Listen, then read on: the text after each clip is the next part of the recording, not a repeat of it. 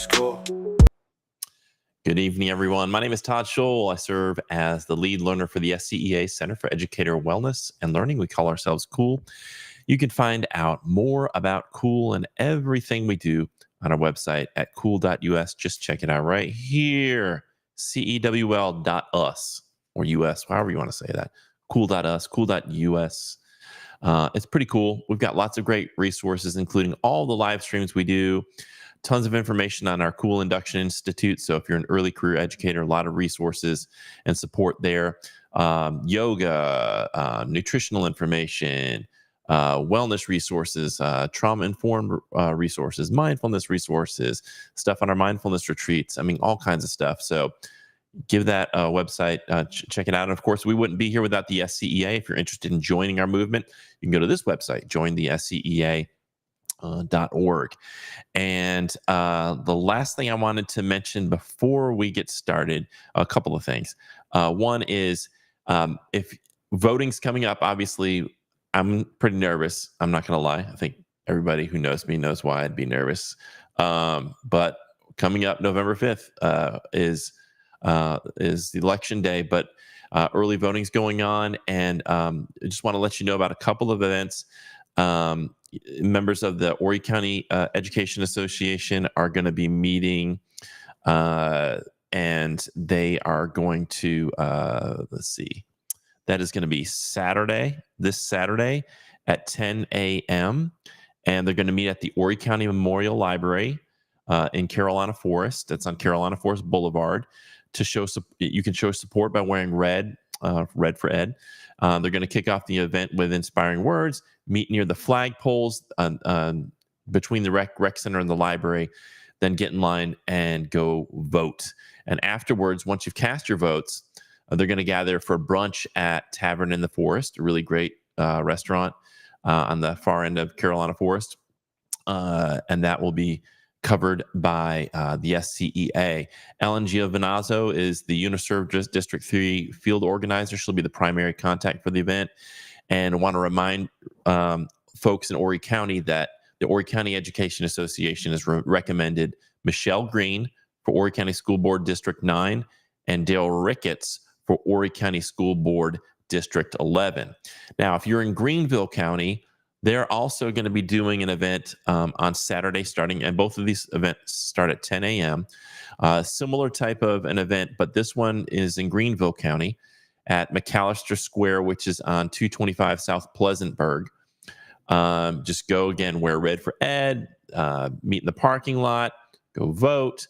And Terrell Brown is the primary contact for that event. And the Greenville County Education Association is recommending the following candidates for school board. Area 21, Angie Mosley. Area 23, Glenda Chapman Morrison Fair. Area 25, Michelle Caldwell. And Area 27, Missy Marsh.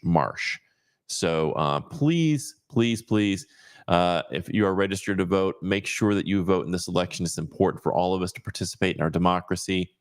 And fingers crossed that things will turn out okay. So tonight we're going to be talking with a registered dietitian. You may know her from a series that she's done for us called Cool Bites. That's on the website, where she's provided nutritional tips, healthy recipes, and she was a part of our Educator Health and Wellness Day that we did with Circle of Rest and Columbia College in July. And at that conference, she did this session on gut health and anxiety. And some of you know that I've dealt with an anxiety disorder off and on for decades.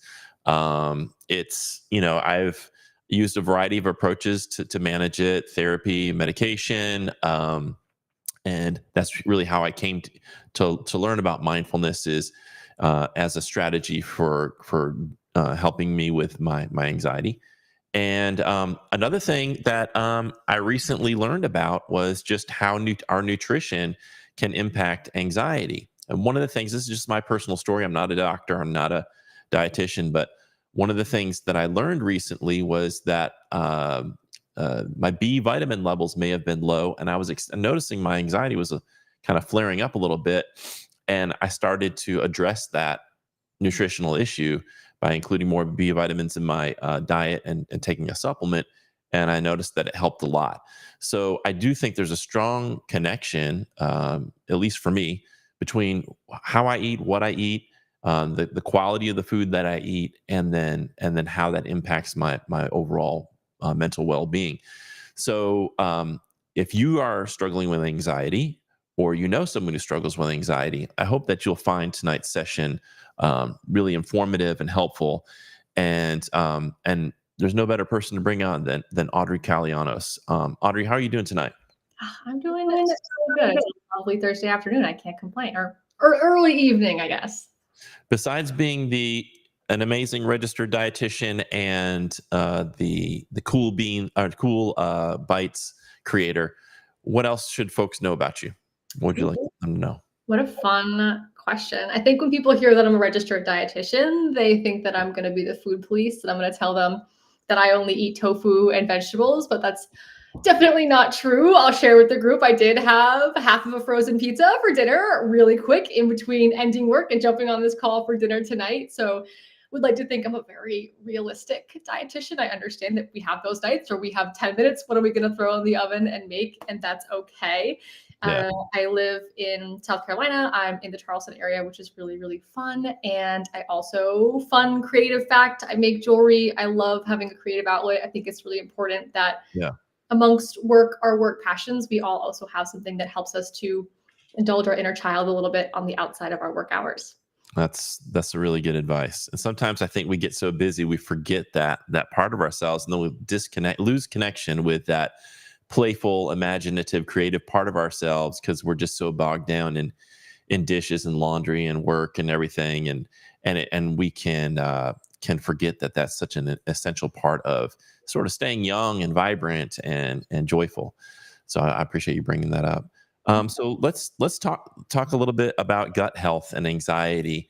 I thought your presentation was really well researched, and it's also just like really engaging and informative. So I'm going to let you just sort of take it away and let folks know what they need to know about gut health and their anxiety.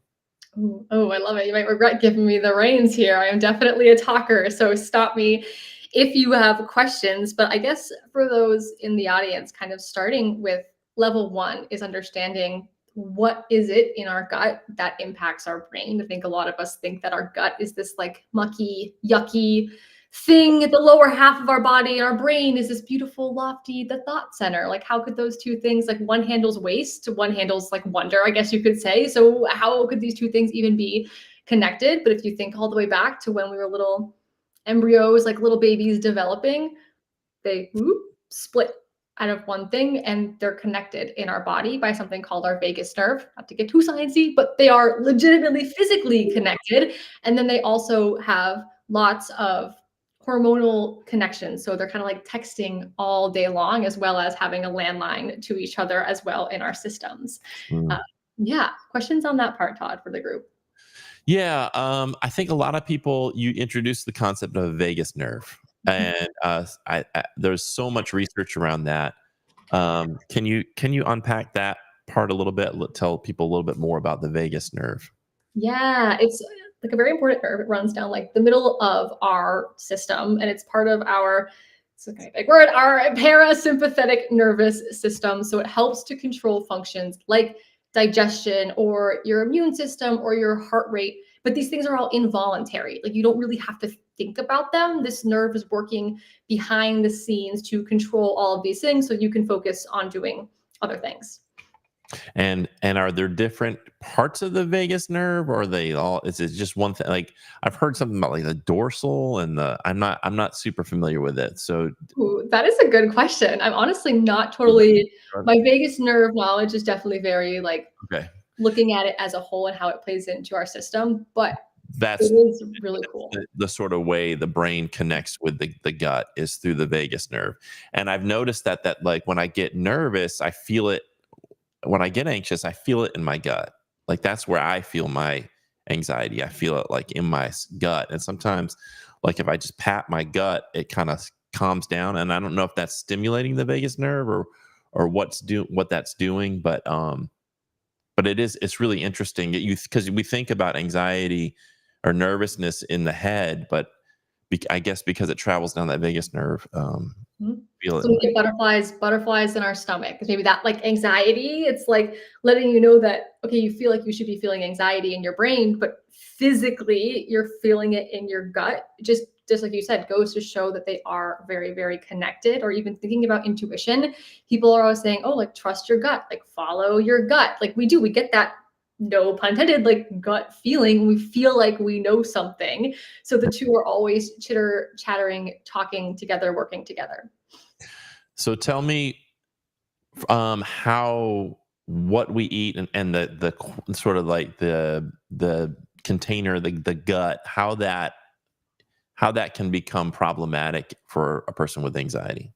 Yeah, so definitely a little bit of a couple parts here. So Okay.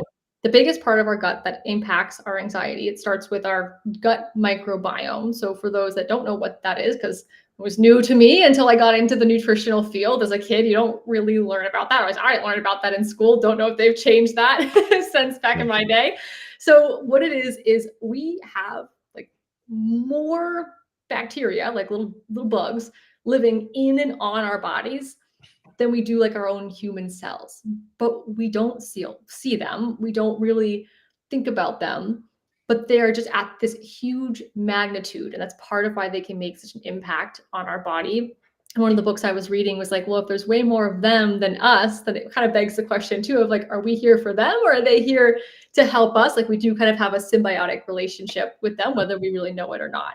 So specifically those ones that live in your intestinal tract. So the ones that are in your gut. So as we eat food, we break it down, and those little bugs are down there helping to break down all that food. And they kind of decide what gets broken down, or help to decide what gets broken down, what gets to pass through the intestinal wall into our system, what goes out as waste, what is made with what is coming into our system. So layer one is, okay, we have our little gut bugs in there, kind of working, our little worker guys working in there for us. And then they have to have the materials to do the work. So if we are feeding them, they love things like fiber. So that comes from like fruits, vegetables, whole grains, nuts, seeds, beans, things like that. Like they love fiber foods, high fiber foods. They love like minimally processed foods. So kind of thinking about just like a healthy, I quotes around that word. I know healthy is different for everybody, but a well-balanced plate filled with, again, fruits, vegetables, nice, good, lean protein sources. They literally eat that stuff up and use it to make the signals, to make the building blocks for our brain to make some of our happy chemicals like our serotonin or dopamine, those kinds of things. So it's kind of like we're providing the fuel. And we also have the little workers down there. So we're in control of the fuel that's going in. Changes the type of workers that we have. Thinking about like if you feed your construction crew like fast food, they're probably going to get a little sluggish after their lunch. They might not want to pick up and get working and get moving. Our gut's kind of the same way. We feed it fast food versus we feed it food, again, like if something that is going to be really fueling for us, much more apt to get a better product out of it. That was a little long-winded. Good. Yeah, we got time. So yeah, take your time. So okay, couple questions. Yeah. Let's start with this one. You hear a lot about prebiotics and probiotics and that kind of thing. You'll see like it on a yogurt thing, or you'll even see pills or whatever at Costco or Walmart, say prebiotics or probiotics. Tell me a little bit about that stuff. Like why, what types of foods are prebiotic or probiotic? What's the difference between those two terms, and why, maybe supplements? What are we looking to do to optimize gut health and give those good bacteria what they need? Yes. So probiotics are the actual bacteria. So that's where a probiotic, you're getting an actual little capsule with live bacteria in there. Okay. Or from food, things like yogurt, but it has to be yogurt. It'll say on the back, like active culture. It's got to have that added in. Not all yogurts have that. Or like fermented foods like kimchi or sauerkraut can be an option. Even there are some pickles too that have it, but you want to look for products that aren't stored with vinegar. If it's like pickles and vinegar, the vinegar's healthy to eat, but it's kind of like a disinfectant and it kills off those bacteria. So Okay. Probiotic foods are things, again, like yogurt, fermented foods. Those have the actual bugs that we then eat, versus a prebiotic, thinking pre is before, it comes before the probiotic. It's kind of like food for those bugs, which is why you'll see those maybe sold in tandem, or different benefits from the different products. So prebiotic foods are those high fiber foods. They also love like garlic and onions, but if you're eating a diet that's high in fiber, low in really refined processed products, you're giving it the food that they want. So I always encourage people, like, let's start with a dietary change. It's usually a little less risk of like side effects, or I know sometimes it might seem like it's going to be more expensive, but in the long run, a probiotic and a prebiotic can run you 100, 200. I've seen some that are like $300-$400 a month. Like, they get kind of expensive. Oh yeah, they're very good at marketing them. So definitely is a time and a place. Like, I do take a probiotic because I struggle with like some IBS, and it really helps work that through. But sort of like any vitamin or supplement, if you're having an issue, you have a deficiency, if you're having like some constipation or loose stools or something kind of funky, bubbly gut discomfort, something going on, and okay, we've made some food changes, added some extra water, gotten some walking in, and we're still having some trouble, that's where I think a probiotic or prebiotic could be really, really helpful as like a tool in the toolkit versus I'm just going to take this and it'll fix all my problems. Right. So what we're trying to do is first of all, give the good bacteria that we do have the stuff that it likes to feed on, which is the prebiotics, so high fiber foods, and then fermented food, things like that. And then there's the fermented foods, and some of the yogurts are probiotic, and that we're actually introducing more of those good guys that can be sort of like allies to the ones we already have. So my next question is, I've heard you mentioned highly processed foods as causing harm to the good bacteria. I've also heard like alcohol and Splenda or sucralose. Is that correct? Yes. So alcohol, when I say highly processed, I mean things like, gosh, what's a good example? I don't want to like overdo like things like if you have like, oh my gosh, like a Twinkie versus like, I don't know if you guys know the brand, like Dave's Killer Bread or Ezekiel Bread, like Right. both processed foods, but different products. Twinkie is like hyper processed, things that can like sit on a shelf for weeks and weeks and weeks and like don't go bad. Or you look at that ingredient list and you're like, what is this? Like, if there's a lot of words on there, you're like, I don't really know what this is. Right. Sometimes those can be good products. It's kind of a tough world to navigate on your own sometimes, but looking for like minimally processed foods where you can look at it, you can read the ingredient list, understand what's in it, look at it and like see it and like, okay, I know what I'm eating. So foods like that are hyper processed.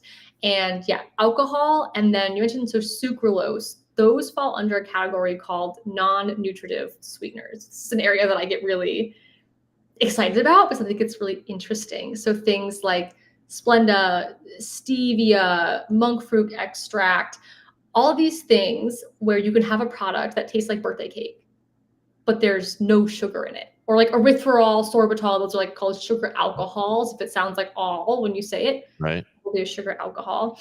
So if you're picking up a product and you're like, oh, look at this, like Oreo ice cream cake, and there's no sugar and there's only like 50 calories in it, you look at the numbers and it looks like a really great choice. It's low sugar, it's low calorie, it's high protein. You're like, oh, this is an awesome choice.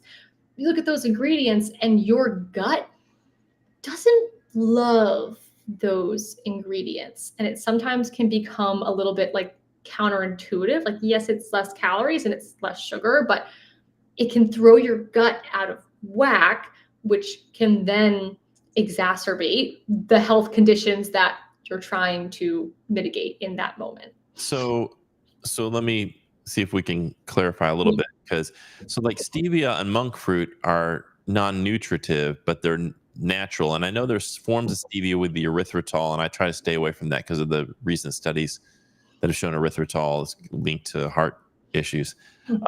But are stevia and monk fruit just in the raw better than say Splenda or sucralose or aspartame? Definitely better than aspartame. This is one of those things where, to be honest, the science is still coming out. As somebody who has gut issues, or I'm working with a client that has gut issues, or is really struggling to lose weight and is like, you know, I'm eating all the right things, I'm in a calorie deficit, I'm exercising, I'm doing all the things, that's where I kind of will like really focus in on those two as another option, because the science is still kind of new on them and not quite as strong as it is for something like an aspartame or for some of the older school non-nutritive sweeteners. So if you're somebody who's like, you know what, I can't live without I need something sweet, but I have diabetes, or I really am trying to watch my sugar, then yes, like going for a stevia or a monk fruit could be a better choice for you. It's kind of thinking on them. It's like a spectrum. Like it's hard to say like these are good or these are bad. It really does depend like person to person, and paying attention. Like if you eat those things and your gut gets a little bubbly, or you get a little gassy, or get a little bit of constipation or weirdness going on, and you're like, like I've had this for a while, can't really figure out what it is, it's worth trying to cut it out and just seeing if it makes a difference. Okay. And what about, I'm hearing a lot lately about seed oils. Mm. Can you talk a little bit about seed oils? And I mean, is it too much hype that they're bad for you? Or do they cause inflammation? You know, what's the deal with seed oils? I'm hearing so much about it, and then now I'm noticing, I'm reading all these labels. I'm like, oh my gosh, there's high oleic sunflower oil. There's soybean oil. There's all these different oils in products. Mm-hmm. I didn't realize were there, and I'm like, well, that's a seed and it's an oil, and I'm hearing bad things about seed oil. So tell us a little bit about that. Yeah, this is where we get a little like a little background is like, so we have our healthy fats and our unhealthy fats. So healthy fats typically they're called unsaturated. So if you're looking at your nutrition label, there's usually unsaturated, saturated, trans fats. So those unsaturated fats are our healthy fats. They tend to be like our heart healthy. They're good for our heart. Not a hard rule, but a way to visualize it is they're usually liquid at room temperature. So things like olive oil, avocado oil, or if you get a peanut butter that you have to stir, that liquid oil at the top, versus our unhealthier fats are saturated on that label. Now, there is some research. These are not like a no-go, you can never have them, because there is research that saturated fat that's in things like if you get a really nice cut of meat, even some chicken has some saturated fat. So saturated fat from minimally processed sources. Saturated fat from a pork chop is a little bit different than saturated fat from like a breakfast sausage. Right. So when I say unhealthy, it's take that with a grain of salt, because it's not a hard rule, but it's an easy way to kind of like distinguish the two. So these things tend to be solids at room temperature, like a butter, or when you cook a meat and that fat sits, it gets a little bit solid. So what's interesting about these two fats is they're actually, if you look them under a microscope, made up of the same ingredients, they just have a different shape. So your saturated, your solid fats are literally shaped like little bricks.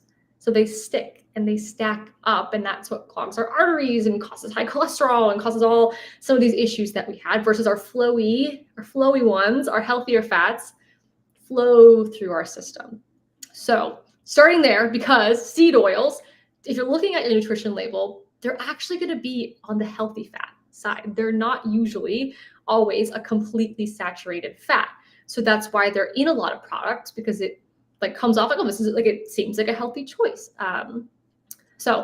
But within our healthy fats, get a little a little bit deeper here, there's like different types of healthy fats, and we're kind of supposed to eat these different types in certain ratios. So like your seed oils, like, or like even the canola oil, like kind of the oily ones. And then there's things like walnuts or salmon or like chia seeds, hemp seeds.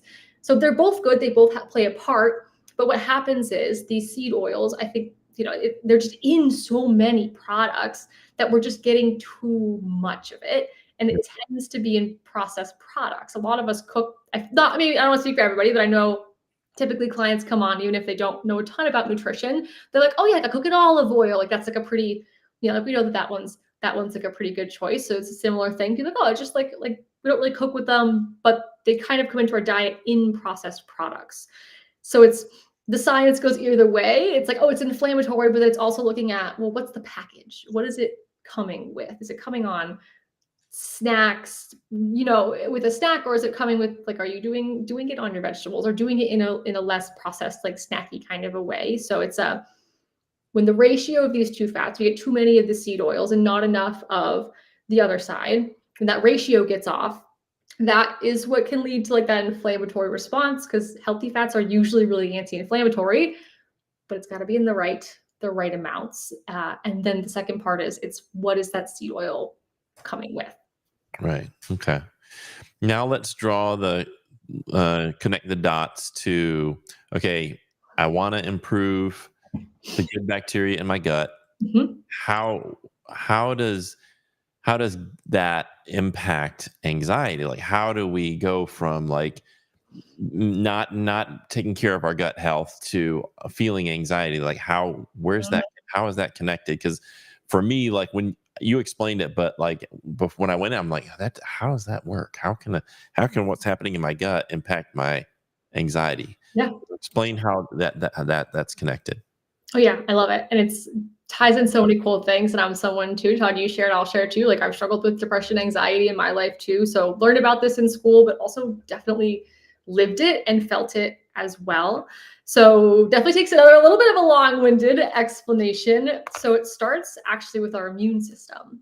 So the majority, like 70 to 80% of your immune cells are actually in your intestinal tract, which it's not, I don't know where I thought they would be, but that is not exactly where I thought that they would be hanging out. But then if you think about it, your like intestinal tract, we're kind of like a straw, like we're kind of like we have a hole from top to bottom. So it's actually exposed to a lot of outside bacteria, outside pathogens, and we're like breathing things in or swallowing, or when you're eating, like we were designed, evolved that like, okay, like we're going to eat stuff, it might have some germs on it, we got to have a system in there to take care of those germs, be sure that they just pass on through. So that's kind of where immunity is kind of step one, understanding that your immune system is actually really closely linked to your gut. Okay. And what that does is it helps to provide, so your gut microbiome come in as well. So your gut microbiome, your immune system, what they do is they're there like battling off those bad bacteria that are coming in, and they're keeping it in your intestinal tract so it passes through as waste. But if you have like little bacterias on your team, your microbiome, so the bugs that we want, your worker bugs, if you have them being fueled off of fast food, processed foods, just like when we eat those things, it's really hard to see results in the gym or go for a run, or we fall into like a food coma is like a common one we'll hear. They kind of do the same thing. They lose their edge. They're not as good at like fighting off the pathogens coming in from what we're eating or coming in from our environment. So things that our gut microbiome and our immune cells would normally be able to keep contained in our intestinal tract start to leak out. And that's where you'll hear something called like leaky gut. Like leaky gut and inflammation are two words that are tied really closely together. So leaky gut doesn't necessarily mean, oh my gosh, there's like physical holes that someone poked in my intestinal tract. It just means that our gut microbiome is not working to its fullest potential. It's not able to keep all of that stuff passing through as waste and sorting out the things that we want. So as the pathogens, the bad stuff comes in that we're supposed to just pass safely, normally as waste, starts to kind of creep in to our system. Our immune system is like, whoa, what is all this stuff? Like, well, let's go check it out. We got to go check it over here. What's going on over here? And it kind of like sends your immune system into overdrive, because it's always like cranking and going like, what is all this stuff? And that stuff might not necessarily be like bad. It's not not directly cause something wrong, but your body is like, what is this? What is going on? So it's constantly in the state of being revved up, like investigating, like burning the candle at both ends. It's like, what the heck is like in our system? What's going on? And that revved up state causes the inflammation in the body, and so that then it gets us kind of revved up as well. And so immune system's going kind of haywire. Our microbiome, those little bugs, they're getting kind of lazy. They're not doing what they're supposed to do. So the food's not getting broken down the right way.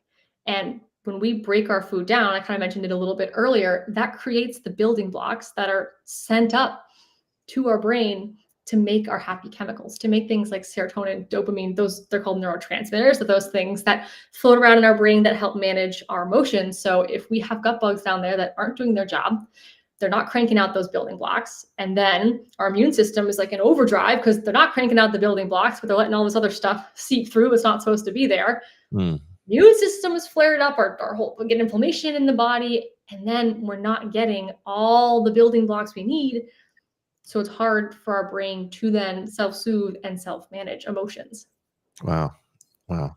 So one of the things that I discovered recently, I found out that I don't know if you heard me in the beginning, but I Mhm. found out that I'm probably I had a deficiency in the B vitamins. And one of the things that I was doing research on about that was sometimes your blood work can come back normal, that your B vitamins are normal, but you have a cellular deficiency. And one of the reasons why we would have a cellular deficiency, if you're taking a proton pump inhibitor with like Prilosec or Dexilant, it can reduce the stomach acid so much that the stomach acid isn't able to break down the foods into those to deliver the B vitamins to the cells, and then you can have a cellular deficiency.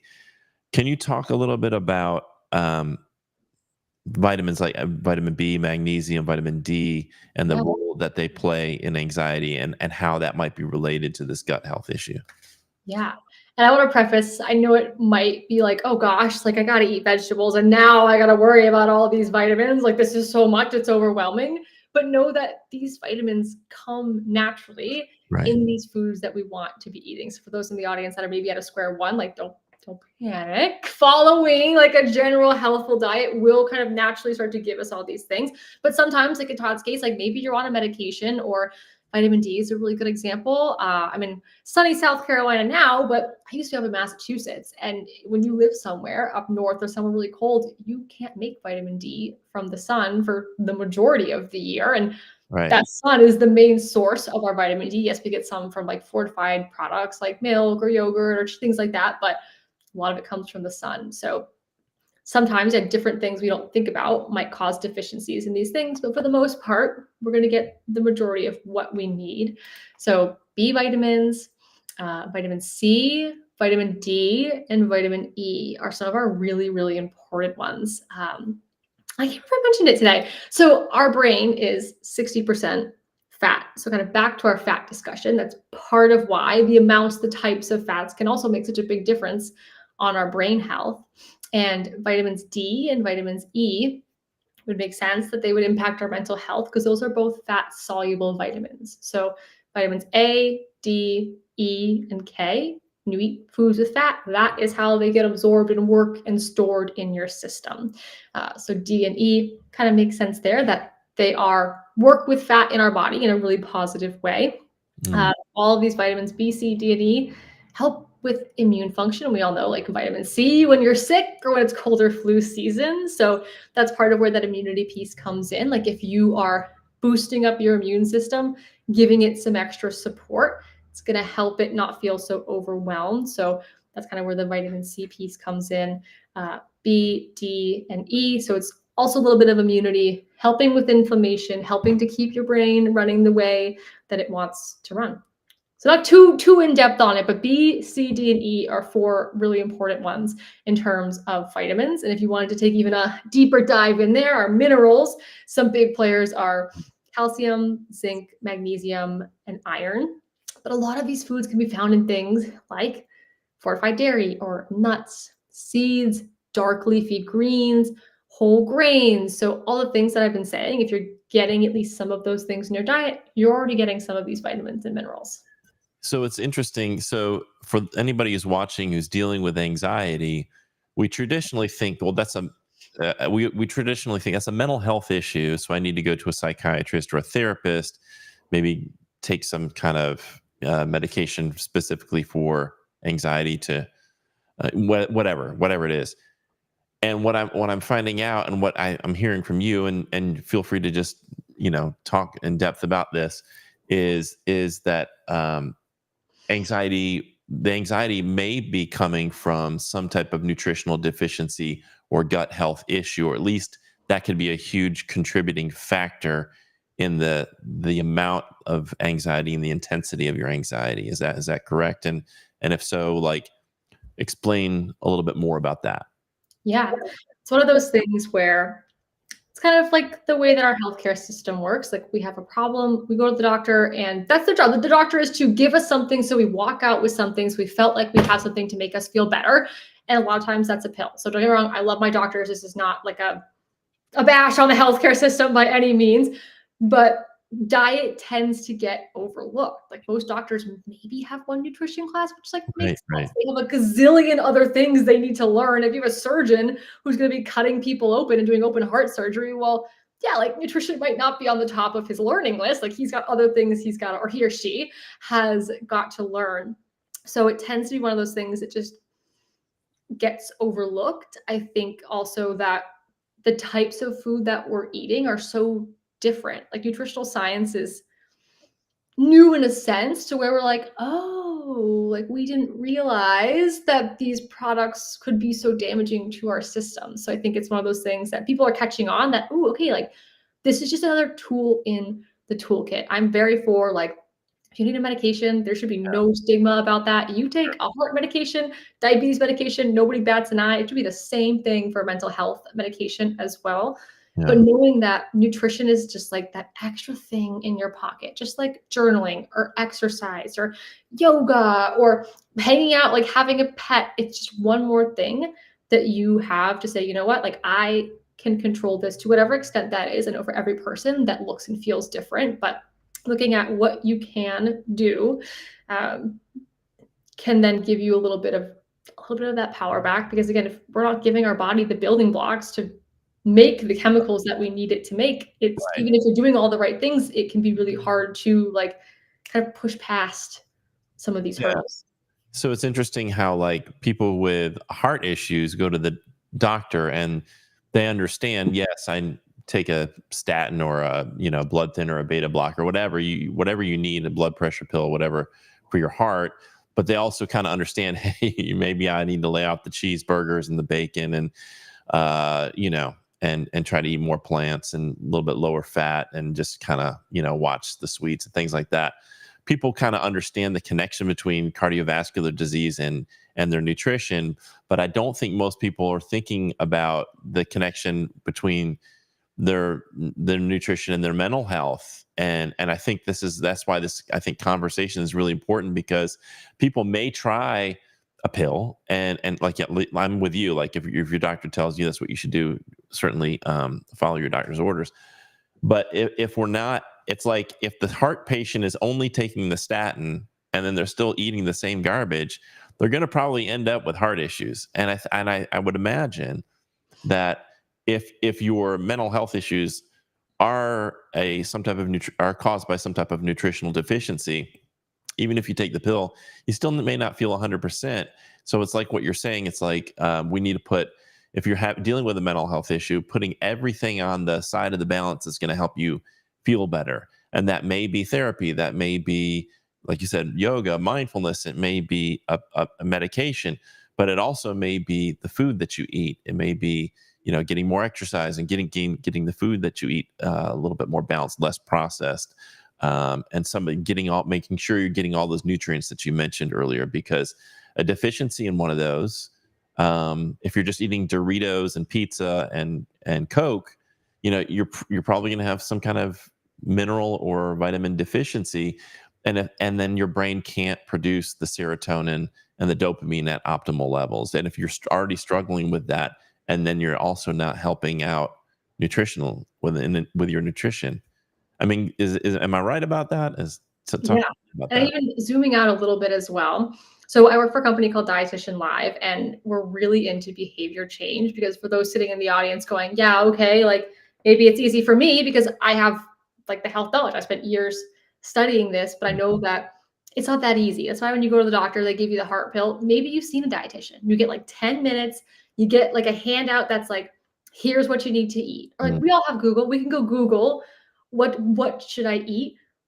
But here's, wait a minute, it might be reversed on here. You have knowing and doing, and building that bridge is so much more than just knowing the information. It's Right. really, really hard. So I want to validate those that Yeah. are sitting out there that are like, okay, yeah, like eat some broccoli. That sounds easy. But for me, I have kids, or I have 2 jobs, or I'm busy, I can't afford it, whatever it is. I know everyone's coming from a different background, so understanding Mhm. that I know this is not as simple as it might seem on the surface. And I think that's a really important part too, is a lot of times what's on our plate is almost like a symptom of other things that are happening in our life. Like, are you a busy, I guess this is a school, like, are you a busy teacher and you are running around all day long? You're supposed to have a lunch break, you don't have it, then you're grading at night, you don't have time to go cook dinner.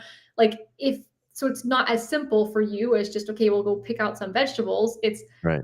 a lot harder than that. So I think for people, it's understanding the information of the food, but as well as cutting yourself some slack. And when you're trying to make a diet change, look at the other aspects of your life, because it's not always that simple. Yeah, it's like a holistic approach. It's really looking at every different aspect, and sometimes when you do that, it can be overwhelming. Like, oh my gosh, I got to start to exercise. I got to meditate. I've got to. When am I going to do all this? When am I going to grocery shop for all these vegetables and then chop them up and then cook these, healthy meals?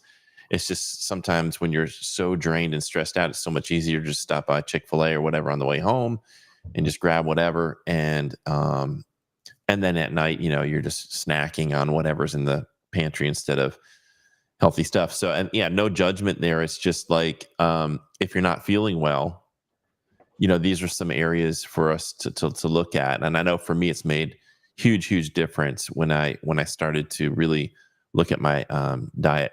Um, uh, can you talk a little bit about most teachers in South Carolina have Blue Cross Blue Shield, and Marcella asked about the services offered by Dietitian Live. Are some of these services covered by people's insurance? Because I think a lot of people are like, I'd love to go to a dietitian or a nutritionist, but I can't afford it. But does insurance help with that at all? Yeah, so I could talk about my company all day long. I've never worked for a company that has so strongly stood by what I believe, and helped me out professionally and personally so much. So we do kind of what I was just talking about. It's not just, okay, here's what you need to eat. It's a behavior change, holistic program. Like, I understand you're not going to come to my virtual door and I'm just going to hand you a meal plan full of tofu and fish and send you on your way. That's not what you want. We work one-on-one with you to make sustainable lifestyle changes. And to your point, Todd, yeah, we take Blue Cross Blue Shield, United Healthcare, and branches of Blue Cross. If you have like Anthem, or oh gosh, there's a couple other ones, branches of that. Medica, oh my gosh, there's a couple others. Cigna's another one. So we take all these insurances. You guys are welcome to sign up for an appointment. And what I really like to stress is this is a completely risk-free program. Your first session is always complimentary. You're not going to get a bill in the mail for that. We also believe that preventative care should be accessible for people. And it's a little ridiculous that sometimes insurance takes a really long time to decide if they're going to cover or how much they're going to cover. So with all of our clients, let's say you popped onto my schedule, we had a session, you had Blue Cross Blue Shield, great. I'll take your insurance information, I give it to my billers. They're really good at what they do. They'll battle it out with Blue Cross. We meet business as usual. We could have 10 sessions. And if Blue Cross comes back and says they're not going to cover your sessions, they're not going to cover a dime of our services, you don't owe any of us, you don't owe me, our company, a single dollar. It is truly, Wow. truly, truly risk-free. We do not backbill, a really, really firm commitment to that, because that's just what we think healthcare should be for people. What's the website that people can go to if they want to? I think I can send it in the chat. It's literally just called Dietitian Live. It should be the only one that comes up. I'm gonna put the Is it link. dietitianlive.com? Yes, dietitianlive.com, and it's dietitian DIETITIAN, because you can do a T or a C, both are a correct spelling. So wait, so it's not this dietitian? Is it? Look, I just put that on there. Is that right or no? Or is it with a second? With a T, so it'll be So dietitian, like yes. this. Let's see if I got it right this time. Did I get it right now? Dietitian. Perfect. Yes. Yes. Okay. Yes. Yes. All right. So if you have been listening to this talk and you're like, you know what, this was at least a little bit interesting. This Yeah. signs you up to a free hour-long session with somebody like me who's just as passionate about this. We're going to talk about, again, we focus on nutrition, but we're also going to bring in movement, sleep, stress. We have a really holistic, wider scope of practice that I think a lot of people are expecting to talk about when they meet with a dietitian. You'll do some goal setting, going deeper between, yes, you want to lose 10 pounds, but it's, okay, well, what about that 10 pounds? That's a number on the scale, which is great. Good marker of progress sometimes, but what is that going to bring for your life? Like, what are we building here? What are we working towards? And then you guys can talk about, what your journey together would look like. But again, regardless, if you say, you know what, this is not for me, it's a risk-free hour just to come try it out. Maybe you'll be on my schedule and we can hang out for an hour. Yeah. So educators in South Carolina, if you're in a public school and you're watching this, you probably have Blue Cross Blue Shield. You can go to this website right here, and I'm not getting any kickbacks. I probably should I ask for some? No, I'm just kidding. So I'm not getting any kickbacks, but for real, if you can go to dietitianlive.com, set up a free hour session, even if you just do the 1 hour session, I think it's well worth your time. And then hopefully the insurance would cover more sessions. And I think it's well worth the time. It sounds like it's really well worth the time for people to get tailored advice, because everybody's body's different. We're all different ages, have different health issues. Maybe some people are diabetic. Some people want to be vegetarian. Some people, whatever, can get really tailored advice. And that's really important, I think, in this space. I think you probably agree that like everybody's different. And so the advice, there's some universal advice, like drink water, but like there's some things that maybe are tailored to people's specific needs. Completely. And we are a jack of all trades. I have clients that are gaining weight, losing weight, pregnancy, newborn phase, senior clients. We have clients, we even take, like, if you have kids like under 8, not too young, but like if you have like a 16, 17, 18-year-old getting ready to go to college, that's like, oh gosh, like how do I eat by myself? We work with minors as well. So really, like, whoever you are welcome. We have a space for you. We would love to help you in any way that we can. Yeah.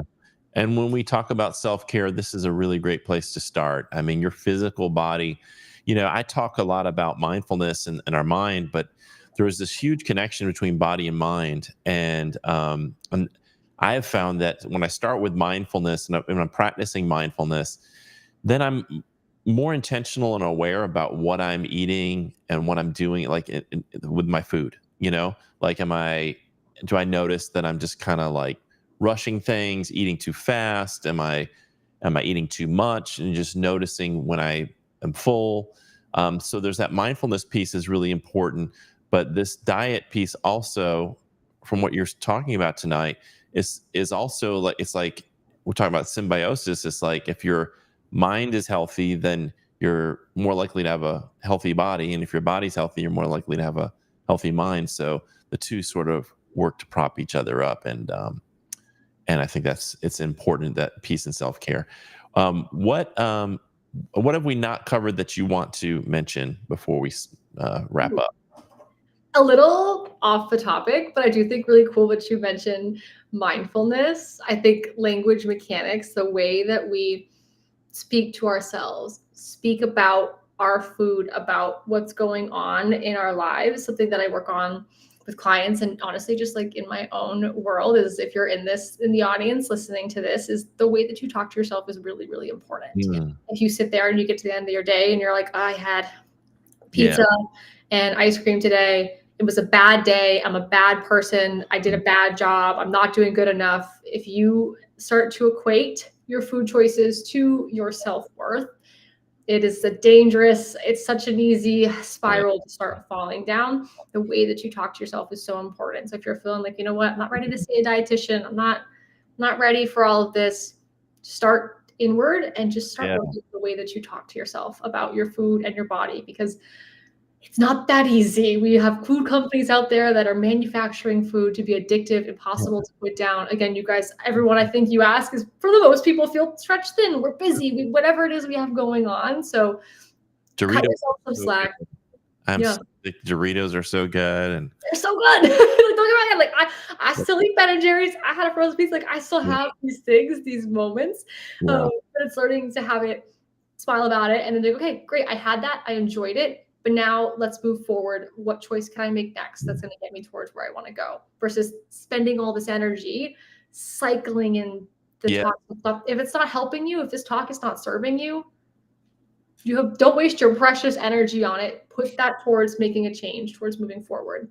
I think that's such a really important point. Yeah, I noticed myself doing that, and the cycle was, okay, I'm going to be really good now, and then I'm gonna lose some weight. I'm gonna be really healthy, and I sustained that for maybe a week or two, and then I'm at a Saturday. I'm at somebody else's house. They've got this M&Ms out. They've got pizza, and I'm like, well, I've been so good. I'll just do this one thing, and then that turns into a couple of days of off track, and then I'm feeling the shame, and then I'm stressed out, and then I eat more because I'm stressed out and feeling shame, and then after a week and I feel like crap, I'm like, all right, I'm going to clean it up this time. I'm really going to clean it up, and you just stay in that cycle. And I think it's almost counterintuitive, because we think we need to be hard on ourselves, and actually it's self-compassion and self-love that will actually help us make healthier choices, not self-judgment and self-hate.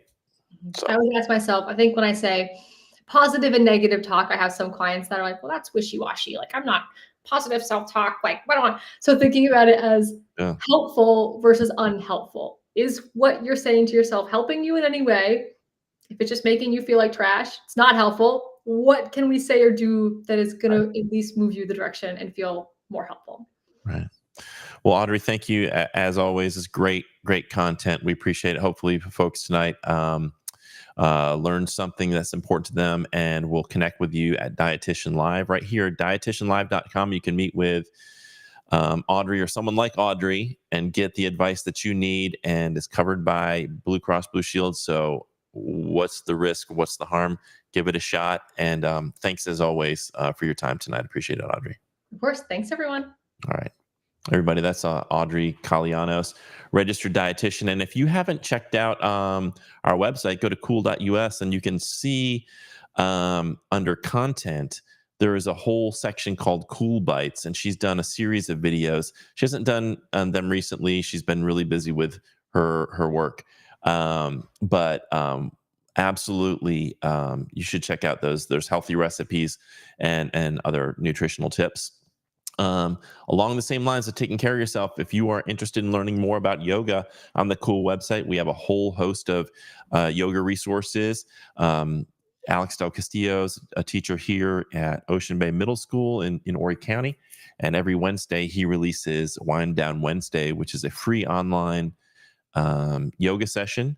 All of those are recorded, and they're done live on Instagram. So if you're not following the SCEA on Instagram or TikTok, you should head over there now, search for the SCEA and follow us. And then those videos get posted. All those videos get posted to the website under the wellness tab on the website. There's a yoga resource page, and then there's other types of yoga sessions below that. Coming up on November 6th, we have Erica Ayers. She's going to be talking about supporting student health. We talk a lot about educator health, but she's going to tell us how we can support our students being healthy.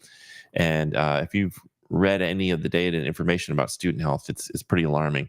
Coming up, every Tuesday and Thursday night, in fact, it's going on for another 7 minutes, is Cool Coaching. It's free. It's online. It's one-to-one. It is your support if you are an induction teacher with Angie Brush, Stephanie Johnson, and Dr. Marcella Weinsteiner. Happens every Tuesday and Thursday from 6 to 8 o'clock, and it's free. Why would you not? If you have a question, you have a concern, you don't want to go to someone at your school, you'd like somebody who's sort of unbiased, get some unfiltered, raw feedback from a veteran educator, go to cool.us/coaching. It's free. Give that a shot.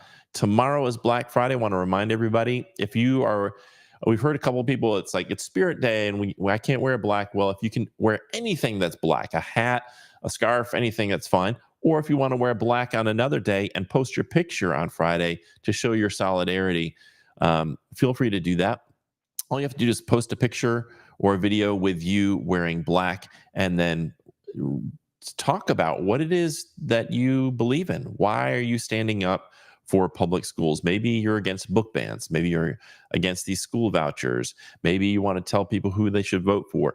And then use the hashtag BlackFridaySC. Along those lines, we're going to have a conversation with Barbie Ross about being a building rep on November 13th at 7 o'clock.